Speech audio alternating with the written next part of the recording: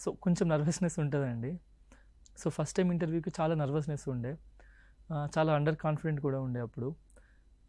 But second ఇంటర్వ్యూకొచ్చేసరికి so నేనెలా అనుకున్నా అంటే లైక్ నా థాట్ ప్రాసెస్‌ని వాళ్ళ ముందు పెట్టాలి.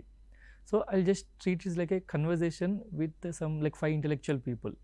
వాళ్ళ దగ్గర నా ఐడియాస్, నా ఆలోచన, నా థింకింగ్ ప్రాసెస్ ముందు పెడతాను అనే మైండ్ సెట్‌తోనే ఎళ్ళానండి. సో అందుకే లైక్ ఈసారి మళ్ళీ చాలా ప్రాక్టీస్ చేశాను. సో ఆ నర్వస్‌నెస్ పోగొట్టుకోవడం కోసం మాక్ ఇంటర్వ్యూస్ ఇవ్వడము.